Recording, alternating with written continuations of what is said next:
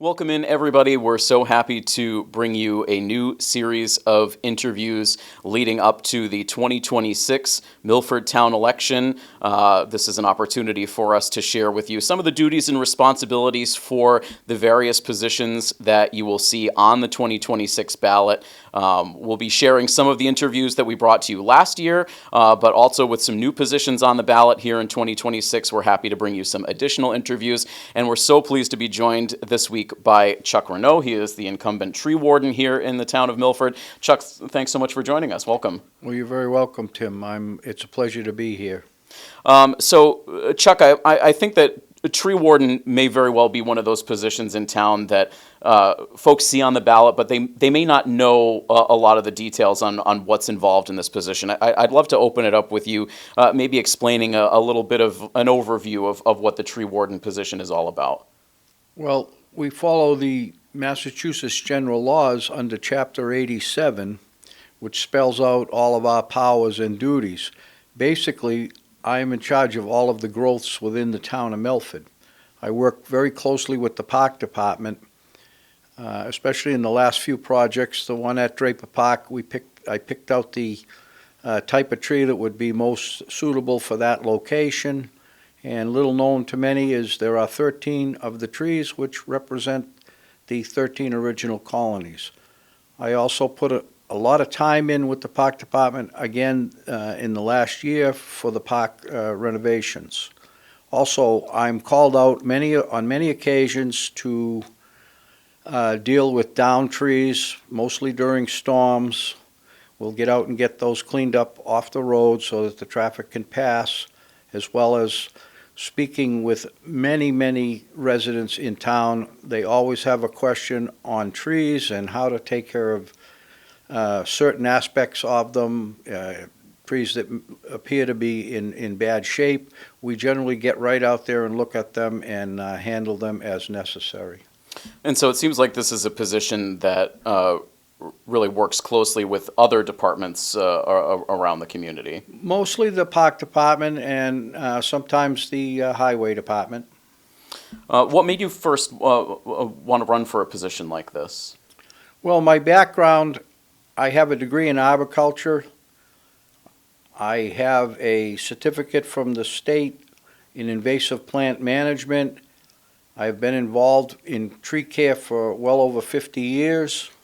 And it's just fun. I love to be outside. I love to meet the people and do what's correct in the world of tree care. And so that I would imagine for someone running for a position like tree warden, there really is some education, some background, some qualifications that are really necessary to be successful in a role like this. To be successful, yes. Tree work is a very dangerous job. It's in one of the top 10 most dangerous jobs within the country. That's fascinating. What do you feel are some of the specific qualifications that are really essential for a position like tree warden? Well, you really have to know about trees, how they grow, what the characteristics are, and so on, because if you don't, you get into trouble. It comes down to the right tree in the right place if you're going to be doing any planting of trees.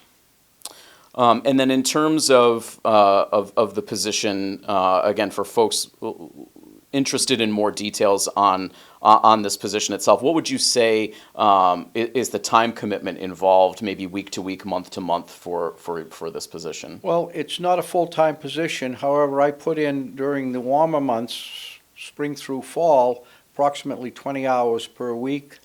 And that number will go down a little bit in the winter. However, if there are storms that require the tree warden to be out there, I am out there. And then in terms of I'm curious some of the bigger challenges for a position like this. I know you mentioned you're a go-to person if there are down trees in the area. I'm imagining maybe something like an invasive bug like lanternflies. I know we hear a lot about those. What are some of the big challenges that go along with this position? The spotted lanternfly is in Milford. I've been in contact with the state people. They are monitoring it. Right now, there isn't anything much they can do, as this insect has over 100 host plants that it will attack. One of its favorites is the tree of heaven, which is also an invasive species in the plant world. And there are several invasive trees that we monitor for, look over, and remove them if we have to. It's fascinating stuff. Chuck, a big picture question here as we start to wrap up. This position being part of the town, I know it's a bit of a niche position, but it's still an elected position, part of the local government here in Milford. Why do you think it's so important for folks to get involved with all of the various municipal roles in the community? Well, it's very helpful to the town and the person who, or department that they're involved with, to put in some advice. There are a lot of people in town that have experience in different areas, and their experience is more than welcome.